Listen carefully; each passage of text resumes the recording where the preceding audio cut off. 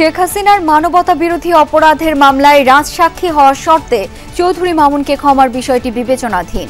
ট্রাইব্যুনালের লিখিত আদেশ প্রকাশ।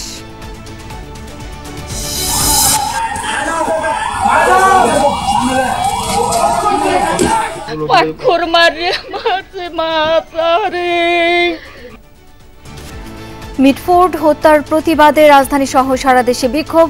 ফ্যাসিবাদের বিরুদ্ধে বার্তা বৈষম্য বিরোধীদের। পুরান ঢাকায় শিবিরের মিছিল। নির্বাচনের কথা বলার পরই হত্যা সহ নানা ষড়যন্ত্র শুরু হয়েছে, মন্তব্য জয়নুল আবেদিন ফারুকের। কোনো অপশক্তি মাথাচাড়া দিতে পারবে না বলছে যুবদল। আমাদের দল সাহসিকতার সহিত কয়েকজনকে বহিষ্কার করেছে। হত্যা নৃশংসতার বিরুদ্ধে নির্লিপ্ত নয় আইন শৃঙ্খলা বাহিনী, দাবি স্বরাষ্ট্র উপদেষ্টার। মিটফোর্ড খুনে জড়িতদের মামলা যাবে দ্রুত বিচার ট্রাইব্যুনালে। ফেনীতে প্লাবন পরিস্থিতির উন্নতি হলেও কমেনি ভোগান্তি। দুর্গত এলাকা ঘুরে দেখলেন ত্রাণ উপদেষ্টা। মুহুরী সহ 3 নদীর বাঁধ আরও টেকসই করার আশ্বাস। এই ধরনের বন্যা পরিস্থিতি মোকাবেলা করতে পারবে না, এটা করতে হলে আরো শক্তিশালী বাঁধ এবং উদ্যোগ আয়োজন প্রয়োজন। অভিবাসন মাদক বিরোধী অভিযান চলাকালে সংঘর্ষের ঘটনায় যুক্তরাষ্ট্রে তোলপাড়। আটক 200। মানবাধিকার সংস্থাগুলোর কঠোর সমালোচনা।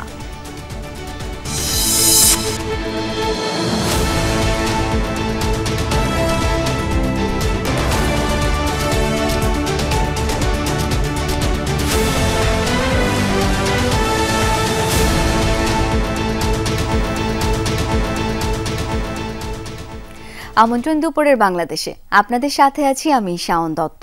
এতক্ষণ শিরোনাম দেখছিলেন। জুলাই আগস্ট হত্যা মামলায় শেখ হাসিনা ও সহযোগী অভিযুক্তদের সম্পূর্ণ তথ্য প্রকাশের শর্তে সাবেক আইজিপি চৌধুরী আবদুল্লাহ আল মামুনের ক্ষমার বিষয়টি বিবেচনা করা হবে। এই মর্মে লিখিত আদেশ প্রকাশ করেছে আন্তর্জাতিক অপরাধ ট্রাইব্যুনাল। পাশাপাশি চৌধুরী আবদুল্লাহ আল মামুনকে কারাগারে আলাদা সেলে রাখা এবং নিরাপত্তা নিশ্চিতের নির্দেশ দেওয়া হয়েছে লিখিত আদেশে। এর আগে 10 জুলাই গণ অভ্যুত্থানের সময় সংঘটিত মানবতা বিরোধী অপরাধের একটি মামলায় শেখ হাসিনা, সাবেক স্বরাষ্ট্রমন্ত্রী আসাদুজ্জামান খান কামাল ও সাবেক আইজিপি চৌধুরী আবদুল্লাহ আল মামুনের বিরুদ্ধে আনুষ্ঠানিক অভিযোগ গঠনের আদেশ দিয়েছেন ট্রাইব্যুনাল। মোট 5টি অভিযোগ আনা হয় তাদের বিরুদ্ধে। আদেশ পড়াকালীন ট্রাইব্যুনাল বিচারপতি মোহাম্মদ মহিতুল হক এনাম চৌধুরী সাবেক আইজিপিকে জিজ্ঞেস করেন তিনি অভিযোগ স্বীকার করছেন কিনা। এরপরেই নিজের অভিযোগ স্বীকার করে রাজসাক্ষী হওয়ার আবেদন করেন চৌধুরী আবদুল্লাহ আল মামুন। পরে আদালত তার আবেদন মঞ্জুর করে অভিযোগ গঠনের আদেশ দেন। এদিকে মিটফোর্ডে যুবদল কর্মী সোহাগ হত্যার ঘটনায় দেশের বিভিন্ন স্থানে বিক্ষোভ মিছিল হচ্ছে। নাটোরে বৈষম্য বিরোধী ছাত্র আন্দোলনের উদ্যোগে শহরের কানাইখালী থেকে বিক্ষোভ মিছিল বের হয়। এরপর সংক্ষিপ্ত সমাবেশে বক্তারা সোহাগকে নৃশংসভাবে হত্যার প্রতিবাদ এবং জড়িতদের দৃষ্টান্তমূলক শাস্তির দাবি জানান। সেই সাথে সকল সন্ত্রাসী ও চাঁদাবাজদের গ্রেপ্তারেরও দাবি তোলেন বিক্ষোভকারীরা। গোপালগঞ্জেও ব্যবসায়ী সোহাগ হত্যার প্রতিবাদে বিক্ষোভ মিছিল হয়েছে। সকালে গোপালগঞ্জ মেডিকেল কলেজের একাডেমিক ভবনের সামনে থেকে মিছিলটি শুরু হয়। এ সময় শিক্ষার্থীরা সোহাগ হত্যার সাথে জড়িত সকলকে অবিলম্বে গ্রেপ্তার ও দৃষ্টান্তমূলক শাস্তির দাবি জানান। পুরান ঢাকার মিটফোর্ড হাসপাতালের সামনে যুবদল কর্মী ও ব্যবসায়ী সোহাগ হত্যার প্রতিবাদ এবং চাঁদাবাজি ও সন্ত্রাসী কর্মকাণ্ডের বিরুদ্ধে বিক্ষোভ মিছিল করেছে ঢাকা মহানগর দক্ষিণ ছাত্র শিবির। শনিবার বেলা 11টার দিকে জগন্নাথ বিশ্ববিদ্যালয়ের কেন্দ্রীয় শহীদ মিনার থেকে শুরু হয় এই বিক্ষোভ মিছিল। মিছিলটি রায়সাহেব বাজার ও তাঁতিবাজার অতিক্রম করে মিটফোর্ড হাসপাতালের সামনে পৌঁছায়। পরে হাসপাতালের সামনে সংক্ষিপ্ত সমাবেশের মাধ্যমে কর্মসূচি শেষ হয়। এ সময় সোহাগ হত্যার সুষ্ঠু তদন্ত ও চাঁদাবাজি বন্ধে কঠোর ব্যবস্থা নেওয়ার দাবি জানান শিবির নেতারা। যদি আপনারা আপনাদের এই সন্ত্রাসীদের লাগাম ধরে ধরতে না পারেন, ছাত্র জনতা আবারও রাজপথে নেমে তাদেরকে প্রতিহত করবে ইনশাআল্লাহ। কেউ যদি আবার মাথা চাড়া দেয় ফ্যাসিস্ট হওয়ার জন্য, কিভাবে ফ্যাসিস্টদের দমন করতে হয় এদেশের ছাত্র জনতা তা জানে। আমরা বলতে চাই জুলাইয়ের প্রজন্ম বেঁচে থাকতে আমরা তাদের এই স্বপ্ন বাস্তবায়ন হতে দিব না। নতুন বাংলাদেশে কাউকে ফ্যাসিবাদ কায়েম করতে দেয়া হবে না, এই হুঁশিয়ারি দিয়েছে বৈষম্য বিরোধী ছাত্র আন্দোলন। সারা দেশে রাজনৈতিক ছত্রছায়ায় চাঁদাবাজি, দখলদারি, হামলা ও খুন পরিস্থিতি নিয়ে সংবাদ সম্মেলন করে বৈষম্য বিরোধী ছাত্র আন্দোলন। ঢাকা বিশ্ববিদ্যালয়ের রাজু ভাস্কর্যে এক ব্রিফিংয়ে সংগঠনের সভাপতি রিফাত রশিদ দাবি করেন, প্রতিটি হামলা মামলার পেছনে একটি রাজনৈতিক দল জড়িত। এ সময় ব্যবসায়ী সোহাগ হত্যার প্রতিবাদে সন্ধ্যা ৭টায় শাহবাগে মশাল মিছিল কর্মসূচি ঘোষণা দেন তিনি। খুন করে সেই লাশের উপর নৃত্য করা, এগুলো আমরা শুনেছি আইয়ামে জাহেলিয়াতের সময়ে। সেই আইয়ামে জাহেলিয়াত ফিরিয়ে আনার বাংলাদেশের যে অপচেষ্টা, যে ষড়যন্ত্র, এই ষড়যন্ত্র চলমান। আমাদের তো গলায় পাড়া দিয়ে আমাদেরকে তো মৃত্যুর ভয় দেখিয়ে এগুলা করে তো লাভ নাই। মরণের ভয় তো আমরা গত বছর জুলাইতেই শেষ করে দিয়ে আসছি। ডিসেম্বরের মধ্যেই নির্বাচনের প্রস্তুতি শেষ করার কথা বলায় দেশে সংকট সৃষ্টির জন্য হত্যাসহ নানা ষড়যন্ত্র শুরু হয়েছে। এই মন্তব্য করেছেন বিএনপি চেয়ারপারসনের উপদেষ্টা জয়নুল আবেদিন ফারুক। দুপুরে প্রেস ক্লাবে এক ব্রিফিংয়ে তিনি বলেন, মিটফোর্ডের ঘটনায় অভিযুক্তদের আজীবনের জন্য বহিষ্কার করে বিএনপি সাহসিকতার পরিচয় দিয়েছে। এই ঘটনায় মূল হোতাদের বের করে শাস্তির দাবি জানান জয়নুল আবেদিন ফারুক। যখন প্রধান নির্বাচন কমিশন ডিসেম্বরের মধ্যে নির্বাচনের প্রস্তুতি নিতে বলে দিলেন, তখন এই হত্যাকাণ্ড, তখন এই বিব্রত অবস্থা, বাংলাদেশে আজকে বিরাজমান সংকট তৈরি করার জন্য নানা ষড়যন্ত্র শুরু হয়েছে। তরুণদের মধ্যে জাতীয়তাবাদী আদর্শের জনপ্রিয়তা বাড়ছে দেখে একটি গোপন সংগঠন উদ্দেশ্যমূলক ঘটনা ঘটাচ্ছে, এই অভিযোগ তুলেছেন যুবদল সভাপতি আব্দুল মোনায়েম মুন্না। আইন শৃঙ্খলার অবনতি ঘটিয়ে যেন কোনো অগণতান্ত্রিক শক্তি মাথাচাড়া দিয়ে উঠতে না পারে, সেই বিষয়ে সবাইকে সজাগ থাকার আহ্বান জানান যুবদল সভাপতি। সকালে এক সংবাদ সম্মেলনে যুবদল কর্মী সোহাগকে প্রকাশ্যে নৃশংস হত্যার নিন্দা জানায় যুবদল ও ছাত্রদল। আইন শৃঙ্খলা পরিস্থিতি ও সাম্প্রতিক সহিংসতায় উদ্বেগ জানান সংগঠনগুলোর নেতারা। যুবদল সভাপতি বলেন, অভিযুক্ত ৫ জনকে আজীবনের জন্য বহিষ্কার করা হয়েছে। মোনায়েম মুন্না অভিযোগ করেন, ঘটনার সিসি ক্যামেরা ফুটেজে দেখা গেলেও ৩ জনকে বাদ দিয়ে মামলায় অন্য ৩ জনকে আসামি করা হয়েছে। এর পেছনে অন্য কোনো উদ্দেশ্য আছে কিনা তা খতিয়ে দেখতে হবে। খুলনায় যুবদল কর্মীকে রক কেটে হত্যার ঘটনায় সরকার ও প্রশাসনের নিরাপত্তা নিয়েও প্রশ্ন তোলা হয় সংবাদ সম্মেলনে। দাবি করা হয়, রক কাটা রাজনীতির ইতিহাস একটি নির্দিষ্ট দলের। আমরা ৫ জনকে গতকাল সংগঠন থেকে আজীবনের জন্য বহিষ্কার করেছি এবং আইন শৃঙ্খলা রক্ষাকারী বাহিনীকে আমরা জোর দাবি জানিয়েছি, উদাত্ত আহ্বান জানিয়েছি তাদেরকে অবিলম্বে অতি দ্রুত গ্রেপ্তার করে আইনের আওতায় আনার জন্য। আইন শৃঙ্খলা বাহিনী নির্লিপ্ত ভূমিকা পালন করছে না দাবি করেছেন স্বরাষ্ট্র উপদেষ্টা জাহাঙ্গীর আলম চৌধুরী। তিনি বলেন, মিটফোর্ডের ঘটনায় জড়িতদের আইনের আওতায় আনা হচ্ছে। সকালে ঢাকা জেলা পুলিশ লাইন্স ও রিজার্ভ ফোর্স কার্যালয় পরিদর্শনের সময় কথা জানান তিনি। উপদেষ্টা বলেন, বিচার প্রক্রিয়ায় ধীরগতির দায় আইন শৃঙ্খলা বাহিনীর নয়। সবাই খুব অসহিষ্ণু হয়ে গেছে উল্লেখ করে স্বরাষ্ট্র উপদেষ্টা বলেন, কেউ যেন আইন নিজের হাতে তুলে না নেয় সেজন্য ব্যবস্থা নিচ্ছে আইন শৃঙ্খলা বাহিনী। চাঁদপুরের ঘটনাতে অভিযুক্তকে গ্রেপ্তার করা হয়েছে বলেও জানান জাহাঙ্গীর আলম চৌধুরী। এই ঘটনা একটা সভ্য দেশে ঘটে, এটা কোনো সময় আশা করা যায় না। তো এটার জন্য যারা দায়ী, এদের কিন্তু আমরা আইনের আওতায় অলরেডি ৫ জন, গত রাত্রে 1 জন ধরা হয়েছে, এর আগেও 2 জনকে হাতিয়ার সহ র্যাব ধরছে, 2 জনরে এই মেট্রোপলিটন পুলিশ ধরছে, আরও 1 জনরে রাত্রে মেট্রোপলিটন পুলিশ ধরছে এবং ডিবি টিমগুলি বিভিন্ন জায়গায় কর্মরত আছে এবং অন্যান্য যারা আছে সবাই যেন আইনের আওতায় নিয়ে আসে। এদিকে আইন উপদেষ্টা আসিফ নজরুল বলেছেন, রাজধানীর মিটফোর্ডে ব্যবসায়ী সোহাগ হত্যা মামলায় দায়ীদের বিরুদ্ধে মামলা দ্রুত বিচার ট্রাইব্যুনালে স্থানান্তর করা হবে। এই ঘটনায় এখন পর্যন্ত ৫ জনকে গ্রেপ্তার করা হয়েছে। সকালে নিজ ভেরিফাইড ফেসবুক পেজে এমনটা জানান তিনি। উপদেষ্টা বলেন, মিটফোর্ডের নারকীয় হত্যাকাণ্ডের দ্রুত বিচারে সরকার বদ্ধপরিকর। পুলিশ সর্বোচ্চ গুরুত্ব দিয়ে তদন্ত শুরু করেছে। জানান, দ্রুত বিচার ট্রাইব্যুনাল আইন ২০০২ এর ধারা ১০ এর অধীনে দ্রুততম সময়ের মধ্যে বিচারের ব্যবস্থা করা হবে। মিটফোর্ডে হত্যার ঘটনায় ছায়া তদন্ত করছে র্যাব।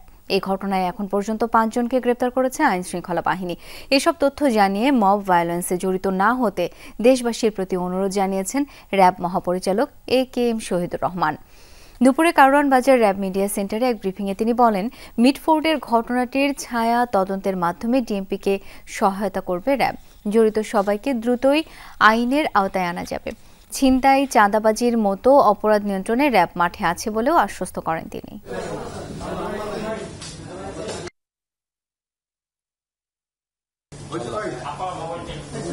ওই হত্যাকাণ্ডের সঙ্গে সরাসরি সম্পৃক্ত 2 জনকে আমরা গ্রেপ্তার করি। তারা হলো একজন লম্বা মনির আর একজন হলো আলমগীর। এই অভিযান আমাদের চলমান আছে। এর সাথে সম্পৃক্ত যারা আছে তাদের সকলকেই দ্রুত গ্রেপ্তার করে আইনের আওতায় আনব। বাংলাদেশ সেনাবাহিনীও এই অভিযানের সাথে সম্পৃক্ত আছে এবং ঢাকা মেট্রোপলিটন পুলিশও তাদের অভিযান অব্যাহত রেখেছে। জুলাই গণ অভ্যুত্থানের পর এখনও পুলিশ বাহিনীর মনোবল দুর্বল, শতভাগ কাজ করতে পারছে না। সকালে সাংবাদিকদের এসব কথা বলেন আইজিপি বাহারুল আলম। বলেন, বড় বড় রাজনৈতিক দলগুলোর কাছ থেকে সহিষ্ণু আচরণ আশা করেন তিনি। সারা দেশে বিশেষ করে ঢাকায় আধিপত্য বিস্তারকারীদের তালিকা তৈরির কাজ চলছে বলে জানান পুলিশের মহাপরিদর্শক। দীর্ঘ 15 বছরে এত জটিল হয়েছে, এখন এই কয়েক মাসে আমাদের পক্ষে সবকিছু একেবারে সমাধান করে বের হয়ে আসাটা আসলে সম্ভব হচ্ছে না, কিন্তু আমরা সর্বোচ্চ চেষ্টাটা করছি। এইরকম একটা ট্রমাটিক এক্সপিরিয়েন্সের পরে এই আমার ফোর্সটাকে গুছাইয়া তাদেরকে 100% ইফেক্টিভ করা, এই জায়গাটায় কিন্তু আমি এখনো সন্তুষ্ট না। আপনারা যাই বলেন, I am still in the process. এদিকে খুলনায় যুব দলের বহিষ্কৃত নেতাকে হত্যার ঘটনায় এখনো মামলা হয়নি, আটকও হয়নি কেউ। পুলিশ বলছে ঘটনার তদন্ত চলমান। অপরাধীদের শনাক্তে কাজ করছে আইন শৃঙ্খলা বাহিনী। শুক্রবার দুপুরে নগরীর দক্ষিণ মহেশ্বর পাশা গ্রামে নিজ বাসার সামনেই খুন হন যুব দলের বহিষ্কৃত নেতা মাহবুবুর রহমান। একটি মোটর সাইকেলে করে আসা 3 জন দুর্বৃত্ত গুলি ও পায়ের রকেটে হত্যাকাণ্ড ঘটিয়ে পালিয়ে যায়। গেল ফেব্রুয়ারিতে কুয়েটে সংঘর্ষের সময় রামদাহাতে মাহবুবুরের একটি ছবি সামাজিক যোগাযোগ মাধ্যমে ছড়িয়ে পড়ে। পরে যুবদল থেকে তাকে বহিষ্কার করা হয়।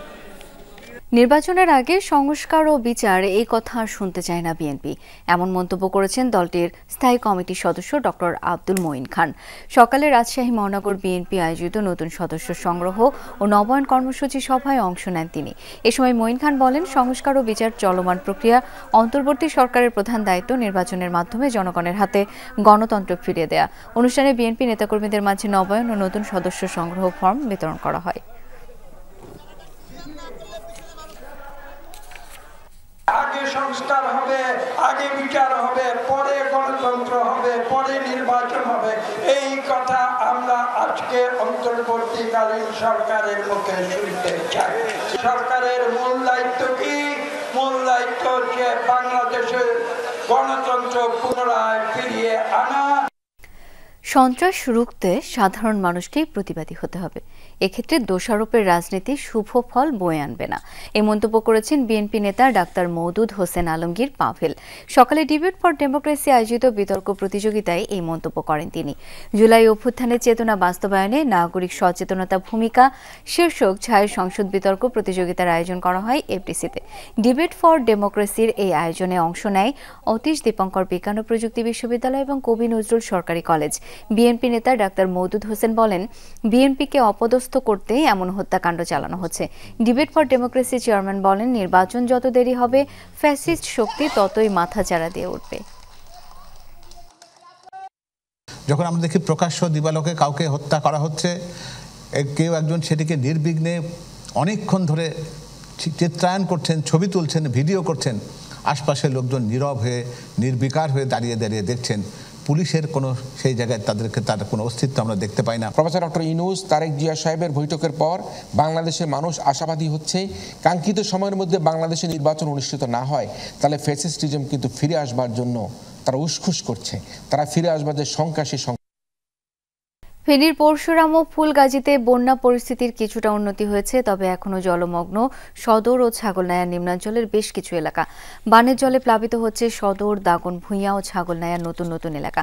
চরম ভোগান্তিতে দিন কাটছে দুর্গত এলাকার বাসিন্দাদের।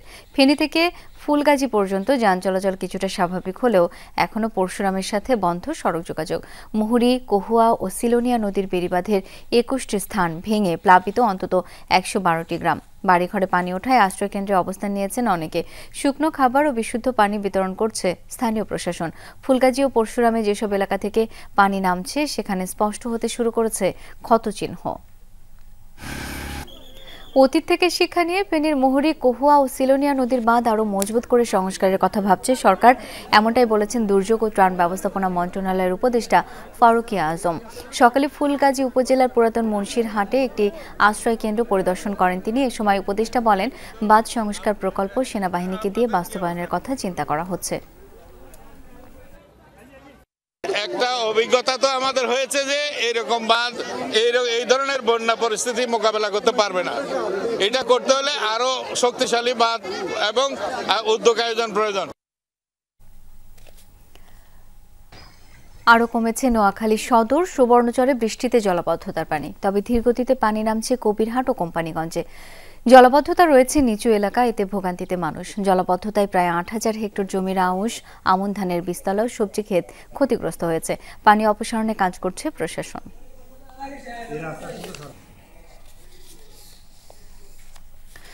দর্শক, বন্যা পরিস্থিতির খবর জানবো। ফুলগাজীতে রয়েছেন সহকর্মী সাইফুদ্দিন রবিন, যাব তার কাছে। রবিন, প্লাবিত এলাকার সার্বিক পরিস্থিতি এখন কেমন দেখছেন সেটি একটু জানাবেন। সে সঙ্গে জানতে চাই, প্রত্যন্ত যে এলাকাগুলো সেখানে ত্রাণ সহায়তা আজকে কি পৌঁছানো যাচ্ছে? পৌঁছানোর চেষ্টা হচ্ছে, কিন্তু সেটি পর্যাপ্তভাবে একেবারে যথার্থ দুর্ভোগের শিকার যিনি হয়েছেন তার কাছে সহজভাবে পৌঁছানো সম্ভব হচ্ছে না। শুধুমাত্র যোগাযোগ ব্যবস্থার অপ্রতুলতা, যানবাহনের অপ্রতুলতা সেটার একটা বড় কারণ হয়ে দাঁড়িয়েছে। এখনও বন্যা পরিস্থিতির উন্নতি হচ্ছে ঠিকই, কিন্তু সেই বন্যা দুর্গত মানুষজন স্বাভাবিক জীবনযাপনে ফেরার কোনো সুযোগ পাননি। যেখানটায় আছি এটি ফুলগাজীর মুন্সিরহাট এলাকা। এটি একটি আশ্রয় কেন্দ্র। সেই আশ্রয় কেন্দ্রে যাওয়ার বেলায়ও আসলে সাধারণ মানুষকে এরকম বন্যার পানির ডিঙিয়ে যেতে হচ্ছে। অন্যদিকে আশপাশের যে ঘরবাড়িগুলো সেগুলো এখনও তলিয়ে আছে বেশিরভাগ, অর্থাৎ তলিয়ে থাকা এই অর্থে যে পুরো ঘর ডুবে আছে কিংবা ঘরের ভেতরে পানি সেরকমটা এখন কমে আসছে, কিন্তু উঠোনে পানি অথবা সেই ঘর বসবাসের অনুপযোগী সেরকম পরিস্থিতি সৃষ্টি হয়েছে। অন্যদিকে আশ্রয় কেন্দ্রগুলো ছাড়তে শুরু করেছেন যারা দুর্গত, তারা বেশিরভাগ যেই সব ক্ষতিগ্রস্ত বাঁধ ছিল, যেসব ক্ষতিগ্রস্ত বাঁধ ভেঙে মূলত পানি প্রবেশ করেছিল সেখানটায় পানির এখন অনেকটা নিচু অবস্থায় রয়েছে, অর্থাৎ বিপদসীমার নিচ দিয়ে অতিক্রম করছে। অন্যদিকে সেই পানির গতিও কমে আসছে, যদিও সিলোনিয়া বাঁধে দিয়ে এখনও আজকের দিনেও হু হু করে পানি প্রবেশ করছে, যার ফলে ফুলগাজী, নোয়াপুর এলাকা নতুন করে প্লাবিত হয়েছে। দাগনভূঞার কিছু এলাকা প্লাবিত হয়েছে, কেননা এই উজানের পানিগুলো নিম্নাঞ্চল দিয়ে আসলে প্রবেশ করছে। সেই নিম্নাঞ্চল দিয়ে যখন বের হয়ে যাচ্ছে সেই নিম্নাঞ্চল দিয়ে, তখন কিন্তু নতুন করে নিম্নাঞ্চল এলাকাগুলো প্লাবিত হওয়ার সেই সংখ্যাটা থেকেই যাচ্ছে। তবে বৃষ্টি হচ্ছে না, এটাই একমাত্র স্বস্তির খবর। উজানেও যদি বৃষ্টি হতো তাহলে কিন্তু নতুন করে প্লাবিত হওয়ার সংখ্যাটা আরো বেশি তীব্র হতো। ধন্যবাদ আপনাকে। মব জাস্টিস বরদাস্ত করা হচ্ছে না, যেসব ঘটনা ঘটছে এর সাথে সরকারের কোনো সম্পৃক্ততা নেই, এমন মন্তব্য করেছেন পরিবেশ ও বন উপদেষ্টা সৈয়দা রেজওয়ানা হাসান। সকালে সাভার উপজেলা প্রশাসনের উদ্যোগে একদিনে ১ লাখ গাছের চারা বিতরণ অনুষ্ঠানে অংশ নেন তিনি। এ সময় উপদেষ্টা বলেন, অন্তর্বর্তী সরকার বারবার মব জাস্টিসের বিরুদ্ধে অবস্থান পরিষ্কার করেছে। যারাই মব তৈরি করছে তাদের শনাক্ত করে গ্রেপ্তার করা হচ্ছে। আইন শৃঙ্খলা পরিস্থিতি নিয়ন্ত্রণে রাখতে প্রশাসন তৎপর বলেও দাবি করেন তিনি। এ সময় ঢাকা বিভাগীয় কমিশনার, জেলা প্রশাসক সহ বিভিন্ন দপ্তরের কর্মকর্তারা উপস্থিত ছিলেন।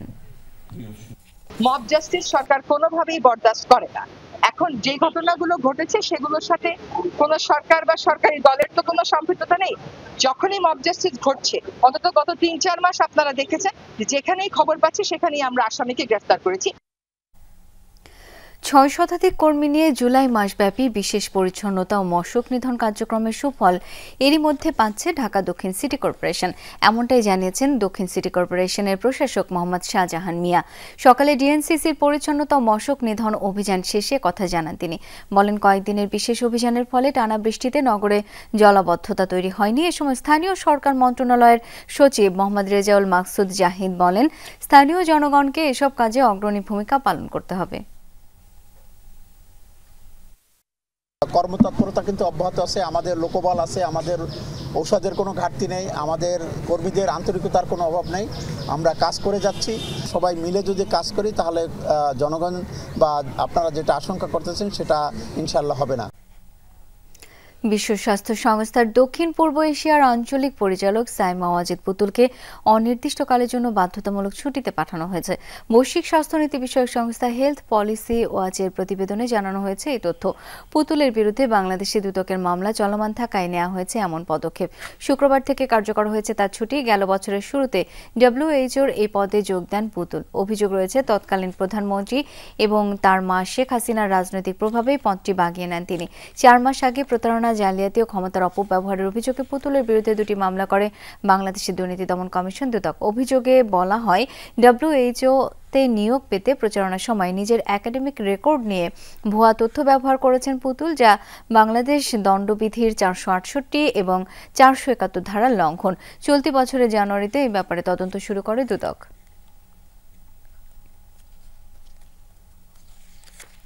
জুলাই অভ্যুত্থানের বর্ষপূর্তি সামনে রেখে মেট্রো রেলের পিলারে আঁকা হচ্ছে গ্রাফিতি। ফিরে দেখা ফ্যাসিস্ট রেজিম শিরোনামে শেখ হাসিনার 1.5 দশকের শাসনামলে সমালোচিত সব ঘটনা স্থান পাচ্ছে তাতে। 5 আগস্টের আগে কাজ শেষ করতে বৃষ্টি উপেক্ষা করে আওয়ামী সরকারের নিপীড়ন নির্যাতনের চিত্র আঁকছেন চারুশিল্পীরা। বিস্তারিত জানাচ্ছেন তানভীর সিদ্দিক টিপু, ছবি তুলেছেন রাকিবুল ইসলাম। রাজধানীর কারওয়ান বাজার মেট্রো রেল স্টেশন থেকে ফার্মগেটের দিকে সড়ক পথে গেলেই দেখা মিলবে সব চিত্রকর্মের। ফিরে দেখা ফ্যাসিস্ট রেজিম শিরোনামে মেট্রো রেলের পিলারে পিলারে গ্রাফিতিতে ফুটিয়ে তোলা হচ্ছে শেখ হাসিনার 15 বছরের শাসনামল। কারাগারে রুদ্ধ খালেদা জিয়া, 24-এর অভ্যুত্থান, কোটা সংস্কার বা নিরাপদ সড়কের দাবিতে রাজপথে শিক্ষার্থীদের আন্দোলন, আলোচিত তনু কিংবা সীমান্তে ফেলানির হত্যাকাণ্ড, বিশ্বজিৎ হত্যা কিংবা ইলিয়াস আলীর গুম, শাপলা চত্বরের হত্যাকাণ্ড, বিনা প্রতিদ্বন্দ্বিতার নির্বাচন। বাদ পড়েনি আওয়ামী সরকারের নিপীড়ন নির্যাতনের কোনো চিত্রই। প্রত্যেক পিলারের এক পাশে শাল ও শিরোনাম, বাকি 3 পাশে সে বছরের 3টি আলোচিত ঘটনা চিত্রায়িত হচ্ছে। জুলাই অভ্যুত্থানের বর্ষপূর্তির আগেই গ্রাফিতি আঁকা শেষ করতে বৃষ্টি উপেক্ষা করে কাজ করছেন চারুশিল্পীরা। শেখ হাসিনা সরকারের দমনপীড়ন ফুটিয়ে তুলছেন সুনিপুণ হাতে রং তুলির আঁচড়ে। এখানে আমরা আবরার হত্যা, তনু হত্যা, ইলিয়াস আলী গুম, বিগত ফ্যাসিস্ট আমলে যেসব অনিয়মগুলো হয়েছিল আসলে সেগুলো আমরা আমাদের চিত্রকরণের মধ্যে তুলে ধরলাম। আয়না ঘরে যাদের রাখছে ওদেরকেও ছবি দেওয়া হয়েছে, গুমের ছবি দেওয়া হয়েছে, তারপরে দেশ ছেড়ে চলে গেছে ওইটারও ছবি দেওয়া হয়েছে। এসব চিত্রকর্ম তৈরিতে সহযোগিতা করছে ঢাকা উত্তর সিটি কর্পোরেশন। মেট্রো রেলের এসব পিলারের পাশাপাশি রাজধানীর যেখানে সেখানে পোস্টার না লাগাতে রাজনৈতিক দলসহ নগরবাসীকে অনুরোধ ডিএনসিসি প্রশাসকের। আমরা প্ল্যান করছি যে সরকারের শহরের বিভিন্ন জায়গায় পোস্টার লাগানোর স্ট্যান্ড দিয়ে দিব আমরা, তখন সেই জায়গার মধ্যে ফ্রি লাগাতে পারবেন। কিন্তু পুরো শহরে পোস্টার লাগানোর কোনো সুযোগ, এটা আসলে শহরের সম্পূর্ণ শ্রীর পরিপন্থী। পরিষ্কার রাখাটা আমাদের এই শহরে, এটা আমাদের ম্যান্ডেট। আমরা আমাদের কাজগুলো করে যাব এবং যারা এই শহরকে নোংরা করছেন তাদেরও তো একটুখানি তাদেরও তো উচিত, এবং আমরা জানি তারাও একটু সুন্দর ঢাকা চান। তো সেক্ষেত্রে পোস্টারগুলো যদি এইসব জায়গায় না লাগান তাহলে এটা দেখতে তো সবার জন্যই ভালো হবে। কারওয়ান বাজার থেকে ফার্মগেট পর্যন্ত প্রথম পর্বের কাজ শেষে বিজয় সরণি থেকে আগারগাঁও স্টেশন পর্যন্ত আঁকা হবে এই গ্রাফিতি। তানভীর সিদ্দিক টিপু, যমুনা নিউজ, ঢাকা। আদালত নয়, বরং সিদ্ধান্ত দিতে হবে সরকারকেই। 24-এর 12 জুলাই শিক্ষার্থীদের এই দাবি হয়েছিল আরও জোরালো। সাব জানায় 5% কোটা রেখে দ্রুত প্রজ্ঞাপন জারির। ওই দিন শাহবাগ থেকে শিক্ষার্থীরা হুঁশিয়ারি দেয়, দাবি না মানা হলে ধারাবাহিকভাবে চলবে বাংলা ব্লকেড আর অবস্থান কর্মসূচি। বিপরীতে সরকারের তরফ থেকে আসছিল আন্দোলন বন্ধে চাপ। আহমেদ রেজার প্রতিবেদনে বিস্তারিত। জুলাই 12, 2024 কোটা সংস্কারের দাবিতে চলমান আন্দোলন সক্রিয় রাখতে কেন্দ্রীয় লাইব্রেরির সামনে জড়ো হয় শিক্ষার্থীরা। ক্যাম্পাসের বিভিন্ন রাস্তা ও হলের সামনে প্রদক্ষিণ করে বৈষম্য বিরোধী আন্দোলনের মিছিল। টিএসসি হয়ে শাহবাগে আসে শিক্ষার্থীরা।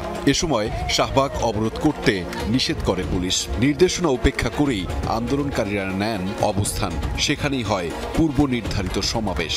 দাবি আদায় না পর্যন্ত পিছপা হব না। বাংলাদেশের পতাকা বুকে পিঠে কপালে বেঁধে ঘণ্টা দেড়েক চলে প্রতিবাদ। স্লোগানে উঠে আসে 56 কোটা বাতিলের পাশাপাশি যৌক্তিক সংস্কারের। বিভিন্ন স্থানে পুলিশি হামলা আর ক্ষমতাসীন ছাত্র সংগঠনের বিরুদ্ধে আন্দোলনে বাধা প্রদানের অভিযোগ তোলেন আন্দোলনকারীরা। সেদিন সন্ধ্যাতেই সিদ্ধান্ত হয় পরদিন শনিবার 64 জেলায় ভার্চুয়ালি বৈঠক করবে বৈষম্য বিরোধী ছাত্র আন্দোলন। অনলাইন অফলাইন প্রতিনিধি বৈঠক হবে। একই সময়ে ক্ষুদ্র নৃগোষ্ঠীর জন্য 5 কোটা রাখার দাবিতে টিএসসিতে মানববন্ধন করে বিভিন্ন পার্বত্য ছাত্র সংগঠন। তুলে ধরে তাদের দাবি দেওয়া। এদিকে আন্দোলনকারীদের উপর হামলার প্রতিবাদ আর কোটা সংস্কারের দাবিতে দেশের বিভিন্ন স্থানে বিক্ষোভ করেছিল শিক্ষার্থীরা। রাজশাহী বিশ্ববিদ্যালয়ের কেন্দ্রীয় লাইব্রেরির সামনে জড়ো হয় আন্দোলনকারীরা, করে রেললাইনও অবরোধ। চট্টগ্রামের 16 শহর স্টেশন থেকে মিছিল নিয়ে বেরোয় বিভিন্ন প্রতিষ্ঠানের শিক্ষার্থীরা। ক্যাম্পাসে খুলনা বিশ্ববিদ্যালয়ের শিক্ষার্থীরাও পালন করে কর্মসূচি। মশাল মিছিল করে জাহাঙ্গীরনগর বিশ্ববিদ্যালয়ের ছাত্রছাত্রীরাও। সে সময় নেতৃত্ব দানকারীদের দাবি, আন্দোলন বন্ধে সরকারের তরফ থেকে আসছিল নানামুখী চাপ। আমাকে ডেকে নেওয়া, নাহিদকে ডেকে নেওয়া, আসিফকে আলাদাভাবে ডেকে নেওয়া, আমাদেরকে বারবার প্রেশার দেওয়া, আমাদের মোটিভ কি, রাজনৈতিক ব্যাকগ্রাউন্ড কি, ফ্যামিলি ব্যাকগ্রাউন্ড কি, এই বিষয়গুলো তখন থেকে আসলে স্ক্রিনিং করা শুরু হয়। বরং এই আন্দোলনকে যে কোনো রাজনৈতিক দলের ফেসিলিটেট করা উচিত ছিল, কিন্তু সাধারণ আন্দোলনকে ভয় পাওয়ার যে জনভীতি একটা ছিল, সেটাই ছাত্রলীগের মধ্যে তখন দেখা যেত। কিন্তু নতজানু না হয়ে দাবি আদায়ের লড়াই ও অবরোধ চালিয়ে যাওয়ার ইঙ্গিত দিয়ে রাখেন আন্দোলনকারীরা। আহমেদ রেজা, যমুনা নিউজ, ঢাকা। গাইবান্ধা কুড়িগ্রামবাসী দীর্ঘদিনের স্বপ্নের দ্বিতীয় তিস্তা গার্ডার সেতুটি এখন বাস্তব রূপ নিয়েছে। 1490 মিটার দৈর্ঘ্যের এই সেতুটির মূল অবকাঠামো নির্মাণের কাজ শেষ হয়েছে। সংযোগ সড়ক পাকা করা সহ বাকি সামান্য কিছু কাজ চলছে জোরে সোরে। শিগগিরই অবশিষ্ট কাজ শেষে চলতি মাসেই সেতুটি উদ্বোধনের কথা জানিয়েছে সংশ্লিষ্ট অধিদপ্তর।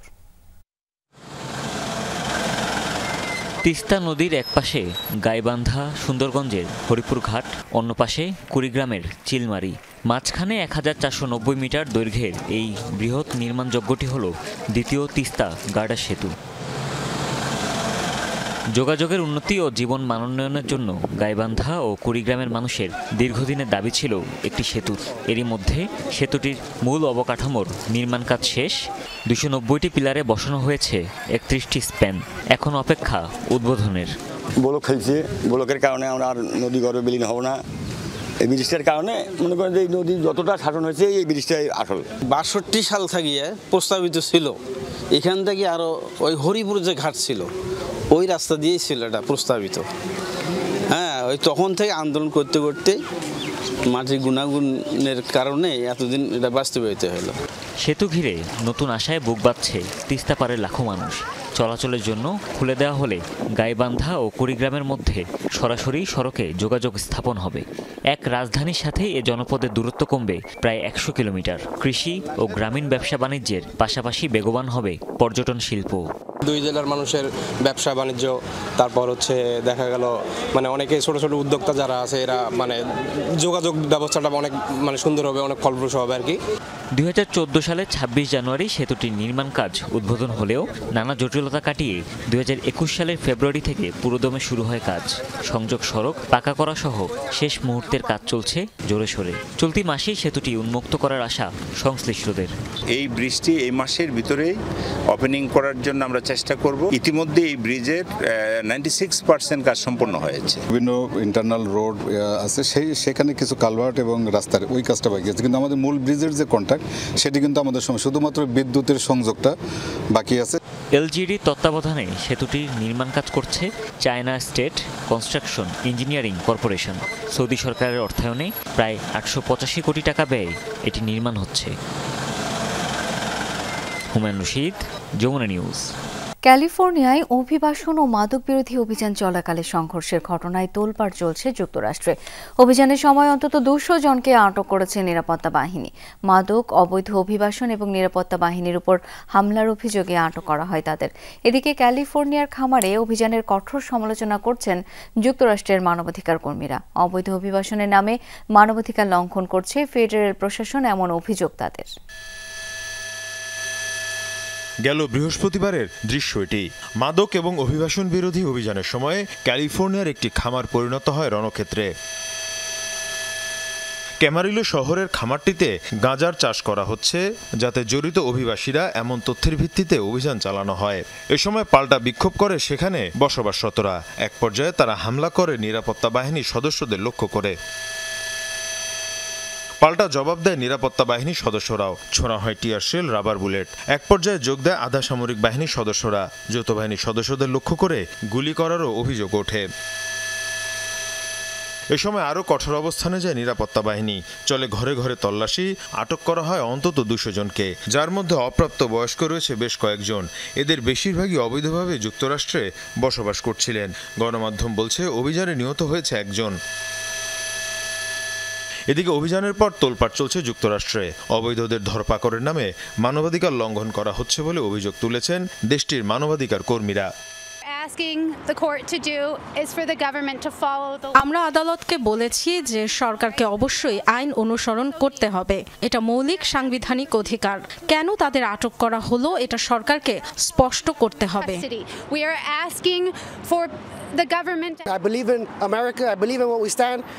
আমরা আইন এবং সংবিধানে বিশ্বাস করি, কিন্তু যুক্তরাষ্ট্রে এই মুহূর্তে যা চলছে তা ভুল। এটা আমরা হতে দেব না। এদিকে অভিবাসন বিরোধী অভিযানের নামে বাসিন্দাদের ধরপাকড় এবং হেনস্থা করার অভিযোগে বিক্ষোভ হয়েছে লস অ্যাঞ্জেলেসে। এর বিরুদ্ধে প্রতিরোধ গড়ে তোলার ডাক দেওয়া হয় সমাবেশ থেকে। মীর মুশফিকা হাসান, যমুনা নিউজ। টেক্সাসের পর এবার বন্যায় বিপর্যস্ত যুক্তরাষ্ট্রের ভারমন্টের বিভিন্ন এলাকা। রাজ্যের উত্তর পশ্চিমাঞ্চলের বিভিন্ন এলাকায় দেখা দিয়েছে বন্যা। কর্তৃপক্ষ জানায় টানা বৃষ্টির কারণে এই দুর্যোগ সৃষ্টি হয়েছে। বৃহস্পতিবার থেকেই ভারী বৃষ্টি হচ্ছে রাজ্যের বিভিন্ন স্থান জুড়ে। কয়েক ঘন্টায় 5 ইঞ্চি পর্যন্ত বৃষ্টিপাত রেকর্ড করা হয়। আকস্মিক বন্যায় ধসে পড়েছে অন্তত 20টি স্থাপনা, ভেঙে গেছে বিভিন্ন সড়ক। কর্তৃপক্ষ জানিয়েছে আটকে পড়াদের উদ্ধারের পাশাপাশি ধ্বংসস্তূপ সরাতে কাজ করছে বিভিন্ন দপ্তর।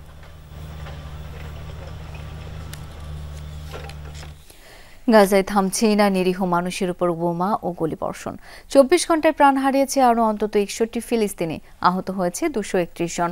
ত্রাণ সংগ্রহ করতে গিয়ে ইসরায়েলি আগ্রাসনে প্রাণ হারিয়েছে কমপক্ষে 11 জন। উত্তর থেকে দক্ষিণ উপত্যকাটির বিভিন্ন স্থানে চলে আক্রমণ। গাজার কেন্দ্রীয় নুসাইরাত শরণার্থী শিবিরে হামলায় হতাহত হয়েছে বেশ কয়েকজন। দেইর আল বালাহ এলাকায় আইডিএফের 2টি বিমান হামলায় নিহত 4 ফিলিস্তিনি, আহত অনেকে। খান ইউনিসের পশ্চিমে আল মাওয়াসি এলাকায় বাস্তুচ্যুতদের তাঁবুতে ইসরায়েলি আগ্রাসনে প্রাণ হারিয়েছে আরও 7 জন। এছাড়াও শহরটির বিভিন্ন স্থানে একাধিক হামলায় হতাহত হয়েছে বহু মানুষ। রামাল্লার উত্তরে সিনজিল শহরেও চালানো হয় আগ্রাসন। জাতিসংঘ জানিয়েছে ত্রাণ সংগ্রহ করতে গিয়ে মে মাস থেকে এ পর্যন্ত প্রাণ হারিয়েছে প্রায় 800 ফিলিস্তিনি। ভারতের আহমেদাবাদের বিমান দুর্ঘটনা নিয়ে চাঞ্চল্যকর তথ্য বেরিয়ে এলো প্রাথমিক তদন্তে। গত মাসে বিধ্বস্ত হওয়া এয়ার ইন্ডিয়ার ফ্লাইটটি উড্ডয়নের 3 সেকেন্ডের মাথায় বন্ধ হয়ে গিয়েছিল ইঞ্জিনের জ্বালানি সুইচগুলো, যা টের পাননি 2 পাইলটের কেউই। কিভাবে সেগুলো অফ হয়েছিল সেই রহস্যের কিনারা এখনো হয়নি। 12 জুন আহমেদাবাদ বিমানবন্দর থেকে উড়ে যায় এয়ার ইন্ডিয়ার একটি বিমান। 30 সেকেন্ড পার হতে দুর্ঘটনা। 260 আরোহী নিয়ে বিধ্বস্ত হলো বোয়িং 787 উড়োযানটি। প্রাণ হারায় একজন বাদে সব আরোহী। ভয়াবহ এই দুর্ঘটনার কারণ নিয়ে তৈরি হয় ব্যাপক ধোঁয়াশা। কয়েক সপ্তাহের অনুসন্ধান ও ব্ল্যাক বক্স বিশ্লেষণ শেষে মিলল প্রাথমিক রিপোর্ট। প্রতিবেদনে বলা হয় উড্ডয়নের 3 সেকেন্ড পরেই প্রায় একসঙ্গে অফ হয়ে যায় উড়োযানটির ইঞ্জিনের জ্বালানি সুইচগুলো। ফলে পুরোপুরি বন্ধ হয়ে যায় ইঞ্জিনে জ্বালানি সরবরাহ।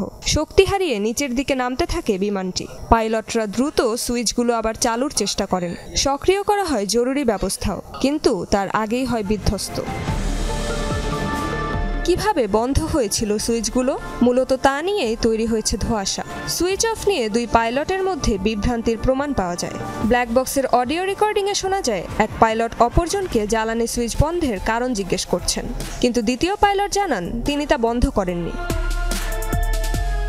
বিশ্লেষকরা বলছেন, ইঞ্জিনে জ্বালানি সরবরাহকারী এই সুইচগুলো কারো পক্ষে ভুল করে নড়াচড়া করানো সম্ভব নয়, কারণ পাইলটদের আসনের মাঝে থাকা এসব সুইচ সুরক্ষিত থাকে লকিং সিস্টেমের মাধ্যমে। তাই ধারণা করা হচ্ছে যান্ত্রিক ত্রুটির কারণেই বন্ধ হয়ে গিয়েছিল সেগুলো। তদন্ত রিপোর্টে আরও জানানো হয়, উড্ডয়নের সময় কোনো যান্ত্রিক ত্রুটির প্রমাণ মেলেনি, জ্বালানির মানও ছিল সন্তোষজনক। তাহলে কি করে হলো এ দুর্ঘটনা তা নিয়ে রহস্য থেকেই যাচ্ছে। এক বিবৃতিতে প্রাথমিক তদন্ত প্রতিবেদনের সাথে একমত পোষণ করেছে এয়ার ইন্ডিয়া। জানিয়েছে ভারতীয় কর্তৃপক্ষকে পূর্ণ সহযোগিতা করছে তারা, তবে তদন্ত চলমান থাকায় আর কোনো মন্তব্য করতে রাজি হয়নি। রেজবানা সাইমা, যমুনা নিউজ। সুপার শপের ক্ল মেশিনে আটকে গেল শিশু।